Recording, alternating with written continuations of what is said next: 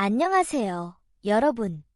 소울 스토리타임에 오신 것을 환영합니다. 오늘부터 우리는 신카이 마코토 원작, 아키사카 아사히 각색의 소리를 잃어버린 아이와 함께할 여정을 시작합니다. 그리움과 신비로운 세계, 우리가 좇는 목소리에 관한 이야기. 지금 시작해볼까요? 오하.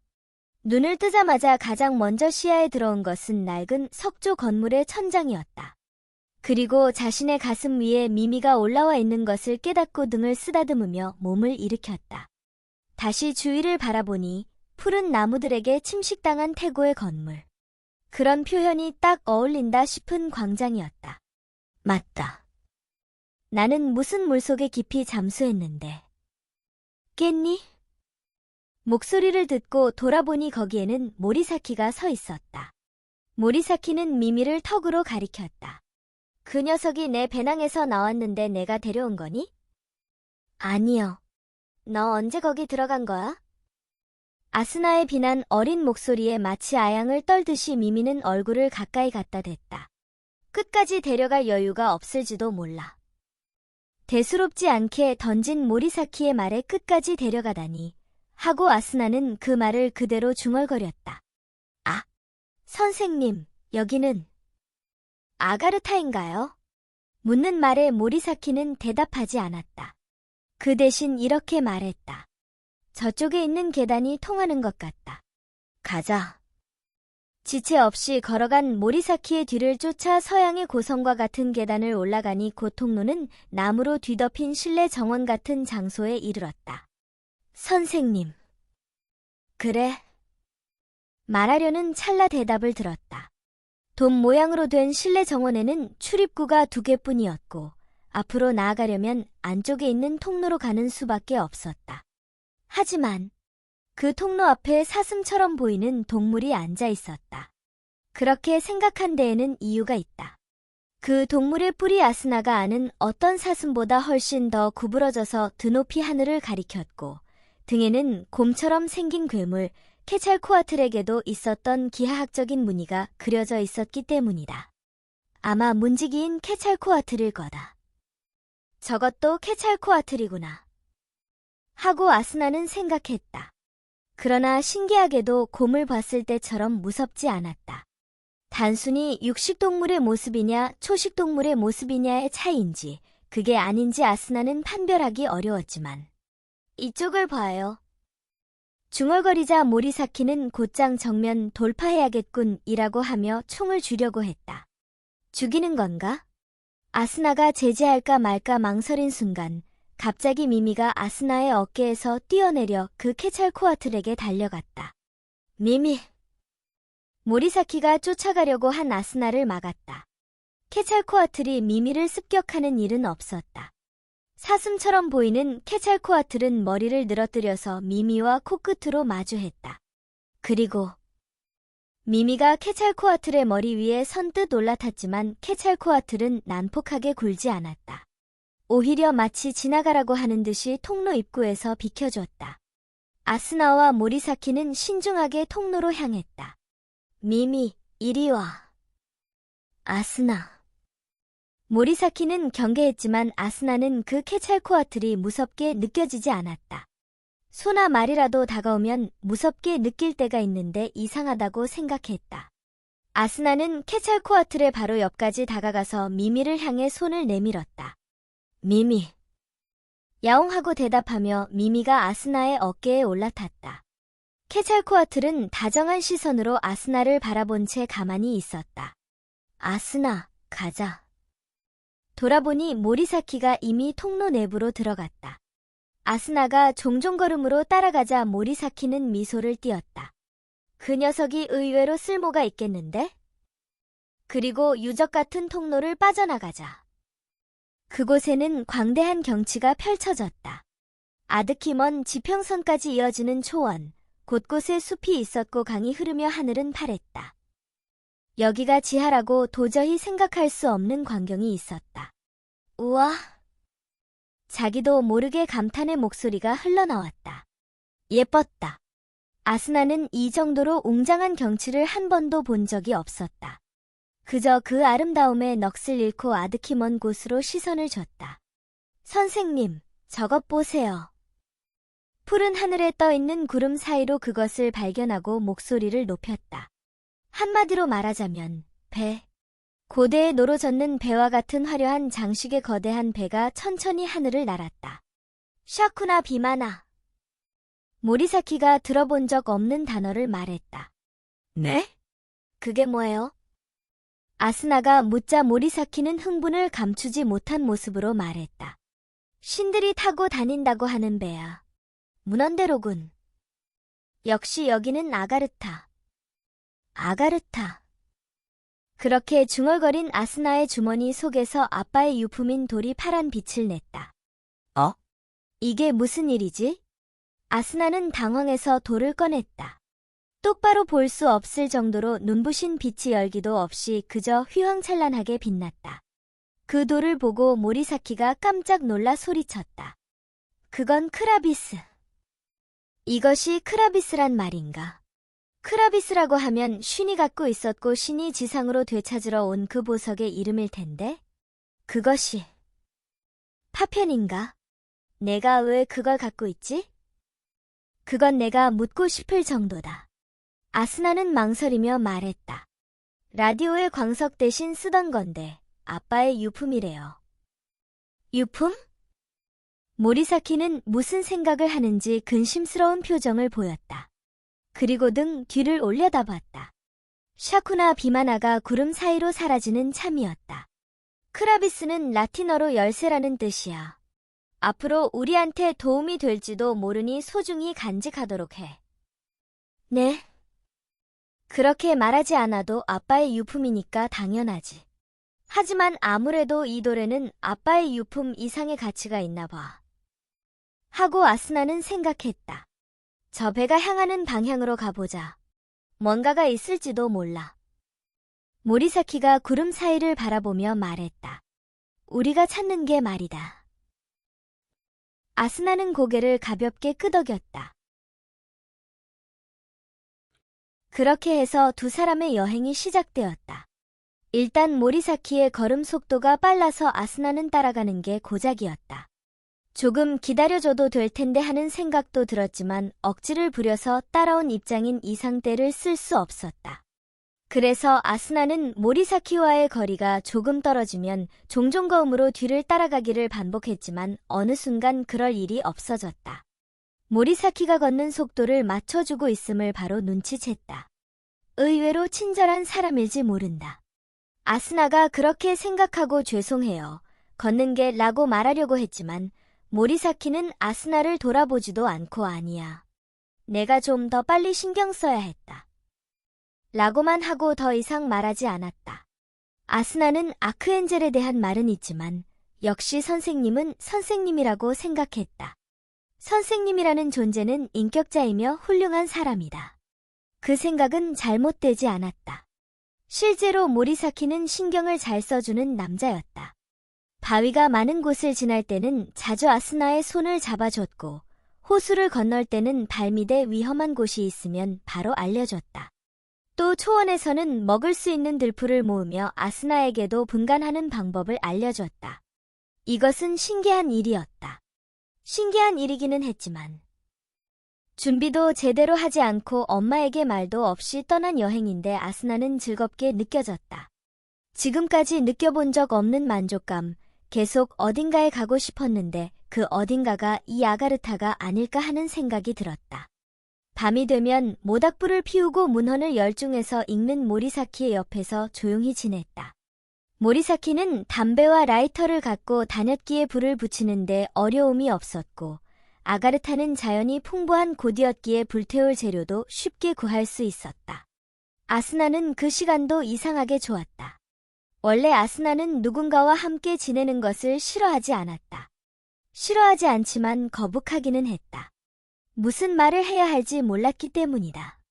그래도 모리사키는 늘 책에 열중해서 대화를 요구하는 스타일이 아니었고 아스나에게 억지로 말을 거는 일도 없어서 신경 쓸 필요가 없었다. 아가르타에서의 여행은 가슴 설레고 두근거리는 일로 가득했다. 불안한 것은 식량이었다. 모리사키가 가져온 맛없는 휴대식량은 며칠 분량뿐이었고 아스나의 배낭에는 과자만 들어있었다. 아스나는 정말로 염치 없다고 생각했지만 그래도 모리사키가 식량을 나눠주지 않으면 어쩔 수 없었기에 저에게도 나눠주세요 라고 말할 타이밍을 쟀다. 하지만 결과적으로 그럴 필요가 없었다. 모리사키는 자신이 휴대식량을 먹을 때 자, 이걸 먹어라 하고 아스나에게도 나눠줬다. 진심으로 기뻤다. 아스나는 적어도 고마움을 표시할 겸 자신이 가져온 과자를 모리사키에게 주려고 했다. 그러나 모리사키는 그것도 매우 자연스럽게 둘이 함께 나눠 먹었다. 모리사키는 영양가가 뒤떨어지는 게 뻔한 아스나의 과자를 무시하는 행동을 하지 않았다. 자신이 가져온 휴대식량과 아스나의 과자를 매번 두 사람 몫으로 나눠서 먹었다. 그 식사 시간도 아스나는 매우 즐거웠다. 혼자서 하는 식사만큼 맛없는 것은 없다. 그렇기에 아스나는 몇 끼를 모리사키와 함께 하면서 마음이 평안해지는 한때를 보내는 듯한 느낌을 받았다. 좀 더 말하자면 모리사키는 오랜 여행을 대비해서 침구라고 해도 간단한 깔개이기는 했지만 를 가져왔는데 그것을 자신이 쓰지 않고 아스나에게 줬다. 모리사키는 식사나 침구에 관해서도 너는 체력이 부족하니까 짐이 되면 곤란해 라고 했지만 그 말을 할 때마다 조금 멋쩍은 표정을 짓고 있었다. 아스나는 그 점이 이상해서 참을 수 없었다.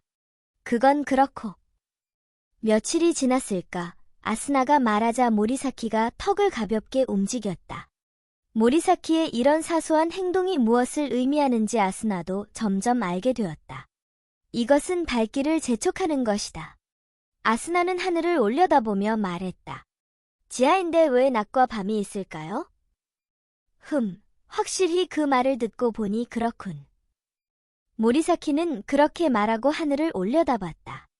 그 말을 하자면 애초에 하늘이 있는 게 신기하다는 것부터 말해야겠구나. 하지만 태양이 있는 것도 아니고 밤이 되어도 별이 안 보여. 그러고 보니 그렇네요. 그럼 도대체 왜 낮과 밤이 있는 걸까? 아스나가 진지하게 고민하며 어렵다는 표정을 지었다.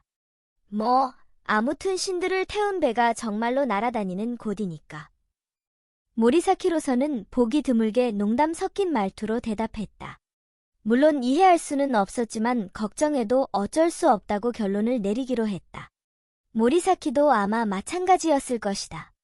그런 식으로 일주일 정도가 순식간에 지나갔다. 선생님. 그날 그것을 발견한 아스나는 기쁨을 갖추지 못한 목소리로 말했다.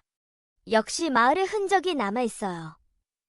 지금까지 사람이 있던 흔적다운 것은커녕 폐허라고도 부를 수 없는 유적처럼 보이는 것만 발견했다. 오로지 자연만 펼쳐지는 세계를 끝없이 걸어와서야 겨우 황폐한 마을이라고 부를 수 있는 곳을 찾았다. 석조 건물이 반 이상 제대로 남아있었고 사람이 살아도 이상하지 않지만 사람은 살지 않는 마을이었다. 너무 기대하지는 마라. 어디까지나 차분한 모습의 모리사키에게 신이 난 목소리로 아스나는 말했다. 밭이 남아있을지도 몰라요. 찾아보고 올게요. 따라와, 미미. 사실 모리사키도 기대하지 않은 것은 아니었다. 하지만 식량은 아스나에게 맡기는 게 낫겠다고 판단했다.